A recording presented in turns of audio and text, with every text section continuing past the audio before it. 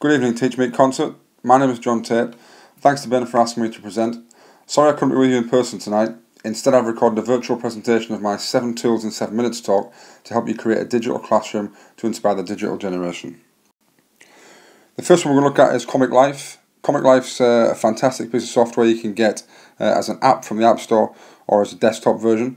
I've been using it to help me create revision tunes, and if I show you of a revision tune that a student has created for me, what we've been doing is we've been giving the students a different topic each.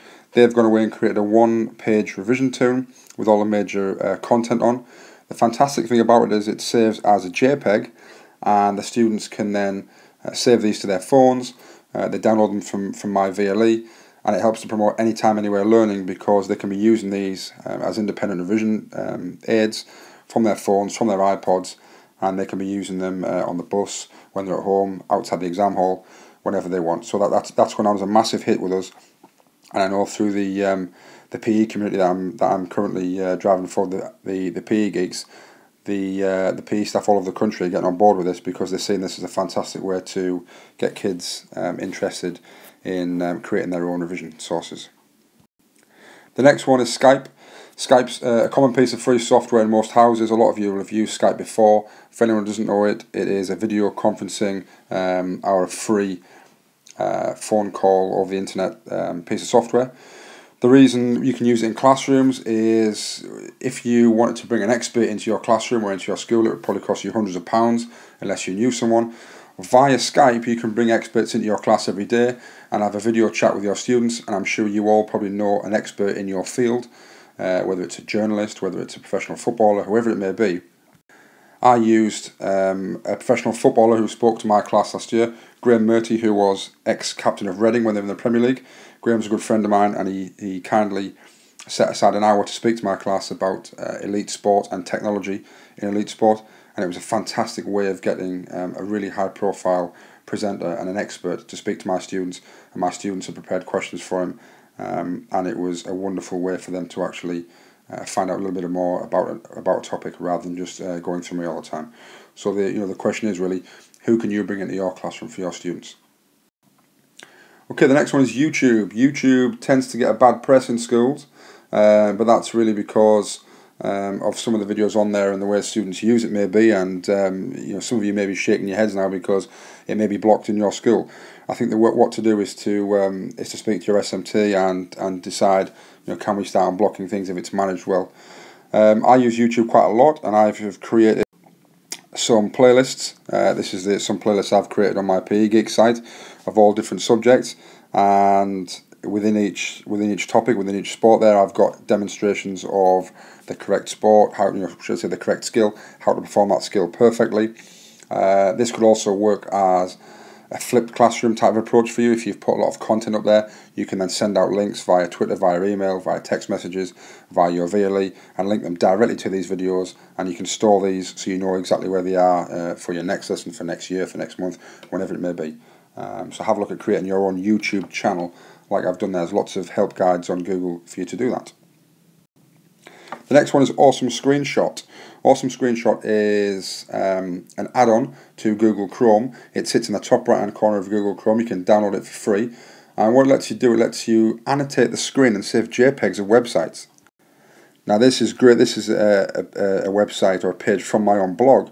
What I've done here to show you is I've put arrows on in yellow, I've put black text on, and this would be great if you were setting your students a homework task or a coursework task where they have to do some independent research of various websites, or you were trying to tell them, you were trying to show them specific content on certain websites.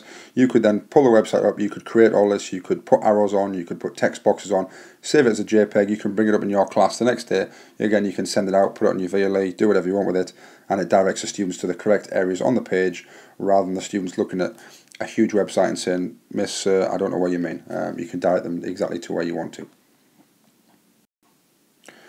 The next one is Poll Everywhere. Poll Everywhere is a free text messaging service.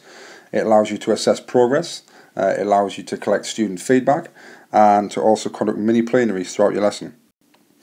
All you do is you sign up for a free account, and your students then have a certain a certain number for them to put in their phone. Yes, it does cost the students the normal price of a text message, but I generally find that a lot of people are on price plans and they've got bundles of text messages anyway.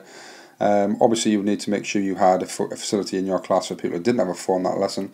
I still hear a lot of schools say their mobile phones are banned in school. We've just adopted a policy where if the teacher says that they can have their phone out to use it for a specific reason in the lesson, then that's fine. And obviously it comes down to your classroom management. What it allows you to do is set a question up, you get a certain number, the kids text a number with their answer, and their answer appears on the whiteboard in front of them immediately, and you can get some fantastic visual feedback, and the students seem to like it. It's just a little bit different from using the everyday small whiteboards in your classroom. Next one, QR codes. QR codes are starting to be really big, not just in education, but in media, on magazines and in books. And what QR codes do, if you haven't seen them before, is they bring displays to life. Now, you may have seen a QR code like this in front of you now, and not really know what it is. What it does, if you download a free iPhone app, if you just type into the App Store QR code reader, there's loads of free ones on there. What it does is it links to a specific piece of a website. Now that code on your screen right now links to my blog. So I've created one. You can just go into any free QR code creator within the internet. You type in the website you want it to go to, and then it produces a little JPEG like the one I've got there, which when you hold your phone up and scan it with your free iPhone scanner or your free Android scanner, if you've got a different type of phone, it will immediately launch the website and it will take you straight to there. So how does that work in education? Well, what we've got here is in our RE department, we've got a big poster on the wall, a big display, and all of the QR codes you see on the left hand side all link to YouTube videos about the areas on the right hand side. So the students have a look at it and they can think, right, what's this about? Scan it and they see a video straight away playing on their phone about the topic that's on the right hand side. Fantastic to bring your displays to life. I would really recommend using that. Lastly, Explain Everything. It is an app, and this is the app that I'm currently using to do the screencast. It lets you it says exactly what it says on the tin. It lets you explain absolutely anything at all. It links with your Dropbox account, so you can put any piece of work you want into the Dropbox account, and you can then download it into Explain Everything and do exactly what I'm doing now. You can put arrows on the screen, you can highlight text, you can talk over it. You can then upload that to your VLE, you can upload it to YouTube, you can do whatever you want with it. I've used it in two different ways. I've used it to explain the exam material, the pre-release material for my GCSE kids every year, talking about what I think is going to come up on the exam.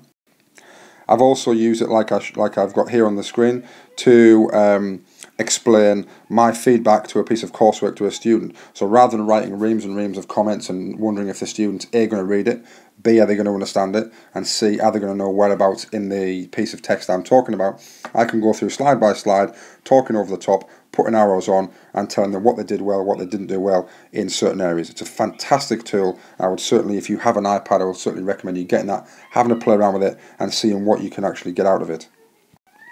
Well, thanks for listening. I hope there's something for everyone that you can take back to your classroom tomorrow. If you want to contact me, you can find me on Twitter, at the bottom left, @TeamTate, or at my blog at the bottom right, edutate.com. And I hope you enjoy the rest of the evening. Thank you very much.